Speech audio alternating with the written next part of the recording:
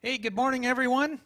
If we haven't had a chance to meet yet, my name's Garry. I'm one of the pastors here. Really glad you're here with us on what is looking like it's going to be the hottest Sunday of the summer. I'm one of the pastors here. Really glad you've decided to tune in this morning, wherever it is you're tuning in from, maybe on your back porch this morning or your kitchen.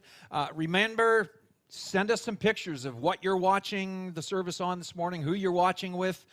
If you're on the pre-service roll, before we went live, we were showing pictures that were taken from our first of 3 TMP Hangouts.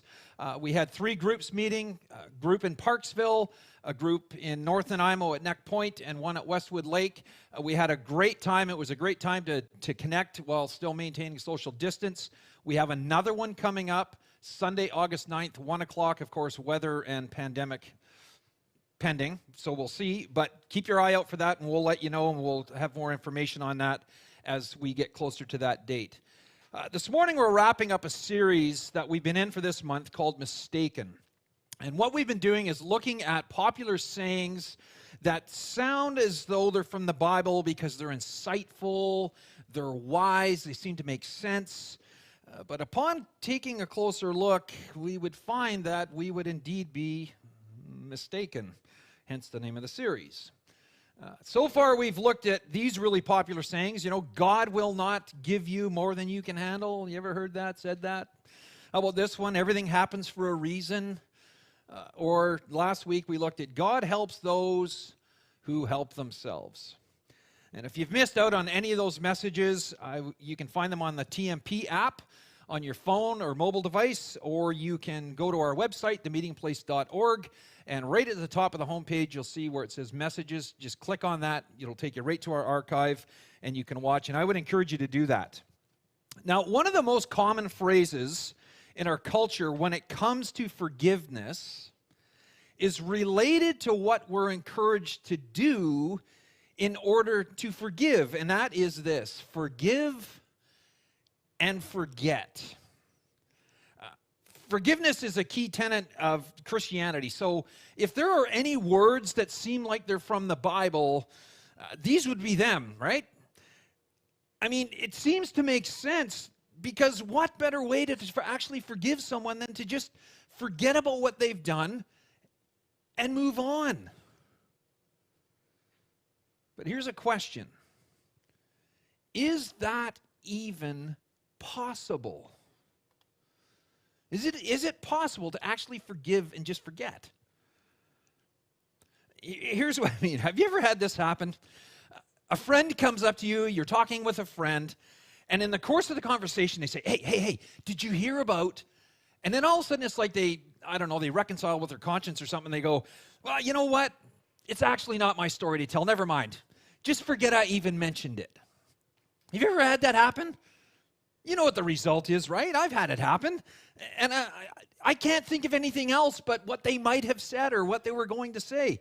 And there's times when I'll even try and weasel it out of them and say things like, hey, you can't say that, like, hey, I've got something to tell you, and then stop and go, well, actually, no, I'm not going to tell you now. I mean, it just doesn't seem fair, right? You see, the moment you ask someone not to think about something, it's all they can think about. It's just how our brains work. And isn't it your experience that it's even worse when you've had something hurtful or painful happen to you, or have something done to you by someone else? Your mind focuses on the pain, making it virtually impossible to forget. And I mean, who of us here doesn't have a story or two about a time we've been wronged or hurt by somebody? We all have. Maybe you were lied to, betrayed by a friend, or cheated by a business partner. Maybe someone damaged your reputation or broke the trust in a very intimate relationship. Whatever it happens to be for you, those hurts run deep. They cut deep. And for most of us, the idea of forgiveness, it seems like a long way off, but to forget, not even close, not a chance. One day, a long, long time ago, someone that I looked up to, someone I respected, someone who I considered a mentor, said something to me that absolutely crushed me. I felt like I had been gutted, that the words that this person said absolutely just cut me, and all my self-confidence spilt on the floor. And for days, I kept replaying what was said to me that day, over and over and over again. And the more I did, the more angry and resentful I became. But I just could not stop thinking about it. Months later, people that I had confided in to kind of help me work through what had happened on that crappy day would ask me how I was doing and if I had forgiven this guy, kind of gently hinting to me that, like forgiveness, you should really forgive and move on. And I think, there was probably even a chance or a time when people said, just forgive and forget, move on. And I would always respond the same way. I'd be, yeah, I've forgiven him, no worries. It's all good. What a bunch of crap that was. Things weren't good. Not even close. I hadn't forgiven this guy. And I'll be honest, okay? I'll be honest. I didn't want to forgive this guy. You know what I wanted? What I wanted is to hear stories of how his life was beginning to suck. And if I'm really, really honest about this, if I had heard that he had contracted some debilitating or life-threatening disease or that his marriage had blown up or something like that, I would have went, good, serves him right. He had it coming. Now he knows how it feels. I wanted to see this guy pay for what he did. My own struggle with forgiveness got me to thinking about forgiveness and why we find it so hard to actually forgive. Because it seems to be that whenever we are hurt, whenever we are mistreated, there's a sense in which the other person took something from us. And so if you wanted to, you could say it this way, our struggle to forgive reveals itself this way, that you owe me. The person that hurt us owes us. At work, if a colleague takes credit for your idea and gets all kinds of accolades, but it was your idea, well, they owe you recognition, right? Or if you go the extra mile for someone and they don't acknowledge it, you feel that they owe you some appreciation, some acknowledgement. If you get openly or publicly criticized, you feel that they owe you an apology. You owe it to me to have been on time. You owe it to me to have had my back. You owe it to me to have supported me. You owe it to me to have kept your promise. You should have been there for me. You owe me. You owe me. You owe me. Forgiveness is hard because when you experience pain because of a wrong that has been done to you, you realize that at the very core of it all, there's a huge debt that simply cannot be ignored. And so what happens is, more often than not, we look for ways to even the score. And sometimes, as the case was for me, we passively hope and wish for some kind of pain in the other person's life that we feel is appropriate to the pain that we are feeling or experiencing. Or we actively look for ways to inflict pain on them. We could do it legally, or we could just go around and just destroy their reputation. Either way, the goal is the same. We want to see them hurt. And we do it so we can feel a certain sense of satisfaction because now they are carrying the pain. There's a really good story in the Bible that illustrates this forgiveness and this whole debtor relationship. It's found in the first book of the New Testament in the Bible, and it's named after the guy who wrote it, a guy named Matthew. Check this out. It all happened one day when this close follower of Jesus, a guy named Peter, who we talk a lot about around here, he was a fisherman. One day he was cleaning his nets. Jesus walked by and said, "Hey, Peter, why don't you come follow me?" And Peter goes, "You know, I've heard some pretty cool things. I think that's a good idea." And he left his fishing business and his family, and he went on what would have been like an epic roller coaster ride of adventure for the next 3 years with Jesus. And so he's kind of in the middle of this adventure. He's following Jesus around, and one day he walks up to him and he says, "Lord," referring to Jesus, "how often should I forgive someone who sins against me? 7 times?" Now, Peter throws out a number, and it's the number 7, which is more than double what was required back in Jewish tradition back then. You're supposed to forgive someone 3 times. After that, all bets were off. You kind of just do what you needed to do. So he figures, hey, I'm really kind of stepping out here, Jesus, like 7 times. Listen to Jesus' answer. He goes, "No, not 7 times, but 70 times 7. I can just imagine Peter and all the other disciples that were there, all these close followers of Jesus, kind of going quiet and getting out their abacuses and doing the math. Like, 70 times 7, it's like 490 times. Like, really? Isn't that a little excessive? 490 times? And so in response to their confused silence, Jesus did what he often did. He told a story, a parable, to help reveal a deeper spiritual truth. And here's the story he told. Listen to this. He said, "There once was a king who decided to bring his accounts up to date with his servants who had borrowed money from him. In the process, one of his debtors was brought in who owed him millions of dollars.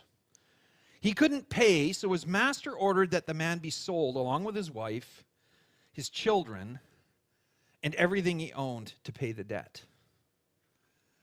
Now, it may seem a little strange to us, but it's no different than a creditor coming after us today and selling off all our assets to recoup some of the debt that we owe. And back then, that's all this guy had left was his family and himself. And so he was sold, and they were sold. Happened all the time. And I'm guessing that maybe as this story begins, the disciples that were there were starting to feel a little bit better because, okay, that makes more sense because that's the way it works, right? You owe me, so now you're going to pay. But Jesus continued. He wasn't done. He said, "But the man fell down before his master and begged him, 'Please, please be patient with me, and I will pay it all.' And then his master was filled with pity for him and released him and forgave his debt." Now that is a Jesus story, is it not? The man pleads for mercy, and the master is moved to compassion, and he wipes the balance sheet clean. I mean, if there's ever a true second chance story, this is it. And who doesn't like those kinds of stories? Who doesn't like a second, third, fourth, fifth chance? But the story's not finished. Jesus continues, he says, "But when the man left the king, he went to a fellow servant who owed him a few $1,000s, and he grabbed him by the throat and demanded instant payment. His fellow servant fell down before him and begged for a little more time. 'Be patient with me, and I will pay it.' But his creditor wouldn't wait. He had the man arrested and put in prison until the debt could be paid in full." When some of the other servants saw this, they were very upset, and they went to the king and told him everything that had happened. Then the king called in the man he had forgiven and said, "You evil servant, I forgave you that tremendous debt because you pleaded with me. Shouldn't you have mercy on your fellow servant just as I had mercy on you?"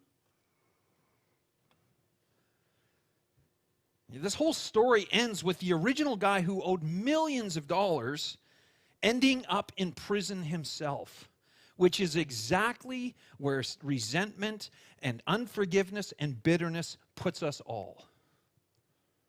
Enslaved in relational debt, unable to live free. But this story begins with an important truth, and here's what it is. In order for a debt to be canceled, the balance sheet wiped clean, it has to be absorbed. Because the debt is real. It doesn't just vanish into thin air. The king in this story was owed millions. You just think about that for a second. You owe somebody millions and you cannot pay. And then that master turns around and willingly chooses to take on the loss and forgive the debt. That story is a foreshadowing of what Jesus did.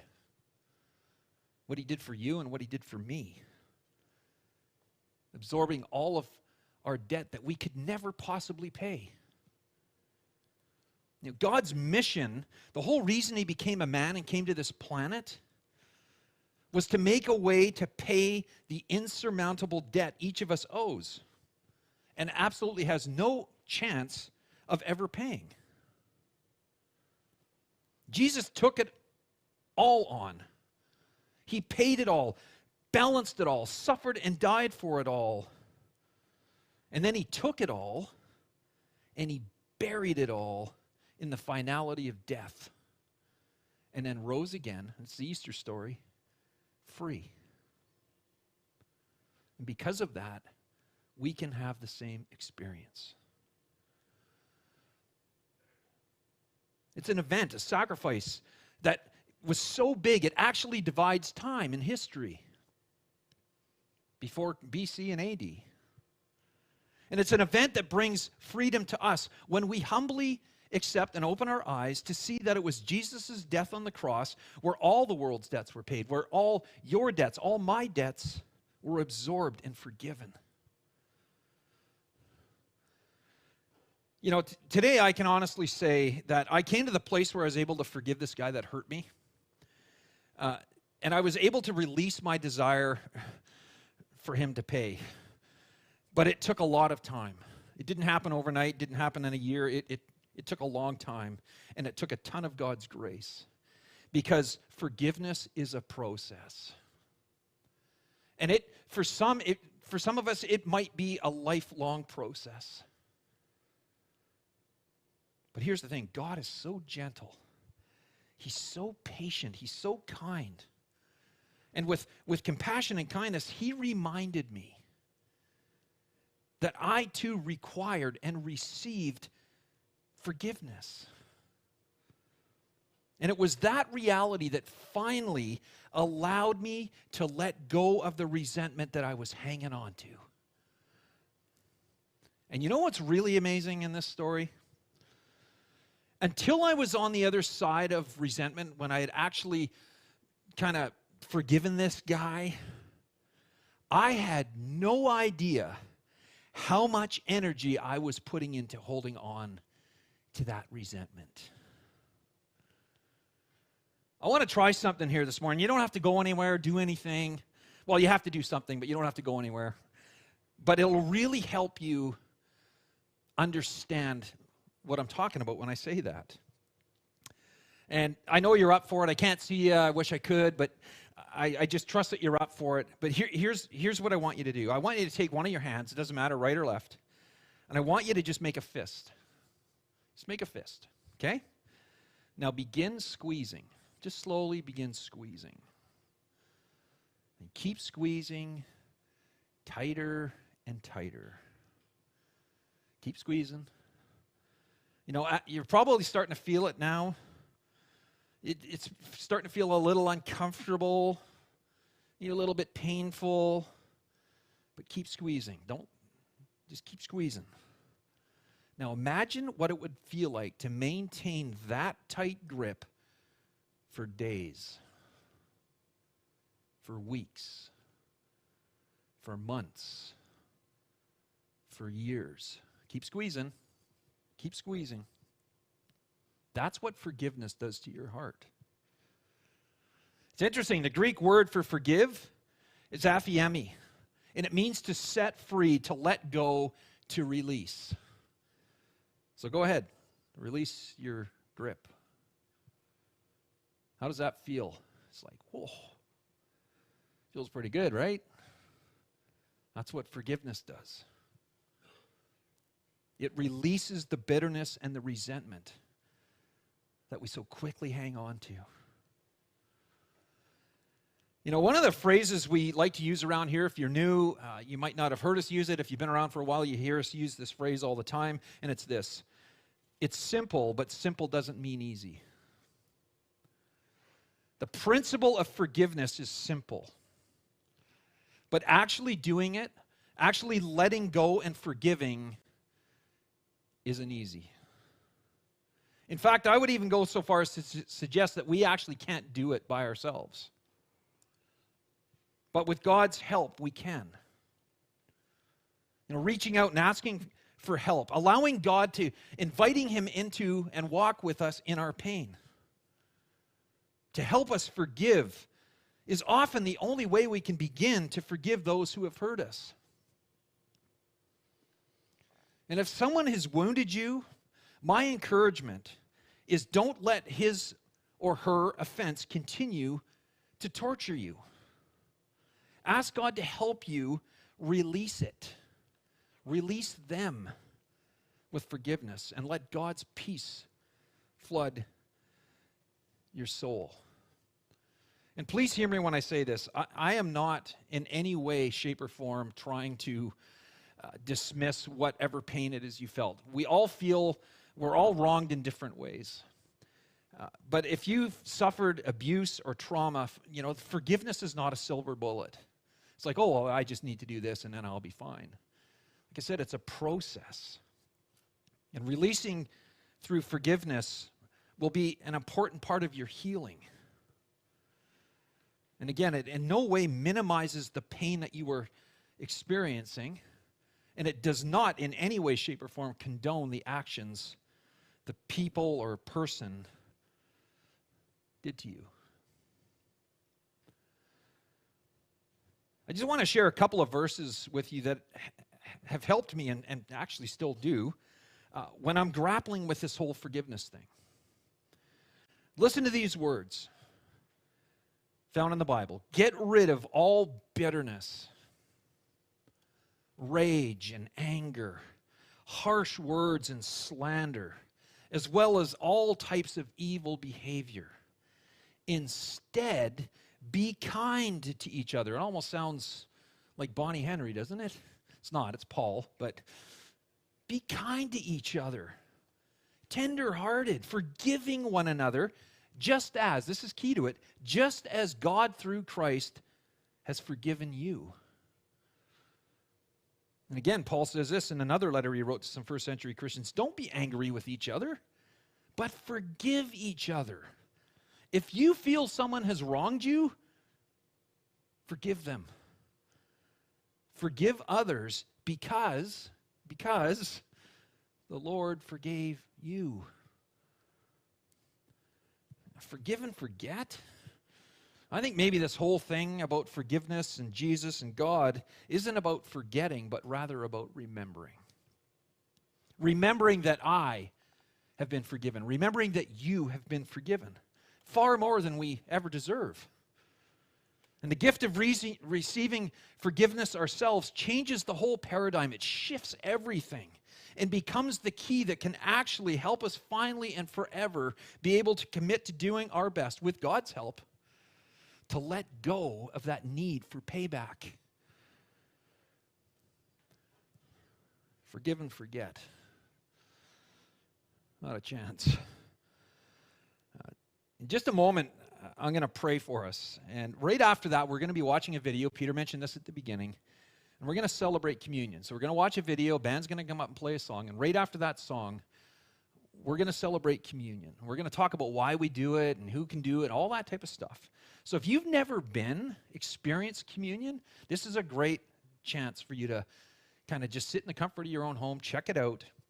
But if you haven't got your bread or crackers or whatever you're using or your juice, now would be a great time to grab that. And then after that song, I'll be back here, share a little bit with you, and then we're going to finish off with a couple more songs. It's going to be a great morning. I'm really glad you're here with us, and I'm so appreciative that I get to do this journey with you. So I invite you to pray with me. God, we hear this phrase, forgive and forget, that we can just flippantly just let the harm that's been done to us, the wrongs that have been done to us, just kind of roll off our back. And the truth is, those hurts, those wrongs oftentimes wound deep. And in and of ourselves, our first natural default is to want to seek revenge, to see the other person pay. But you gave us a better way.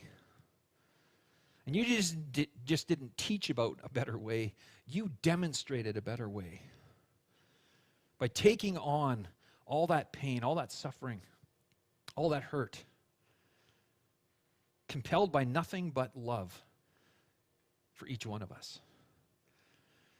And so I pray for each of us as we kind of grapple with the hurts that we have going on in our lives right now. Some of them could be very small in scale, and some of them could be just absolutely devastating.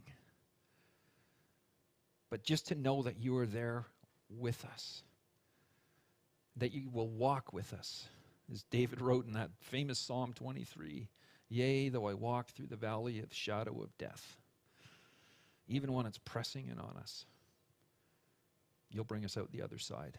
And so we thank you that you've given us another way and the possibility to forgive. And we pray this in your name. Amen.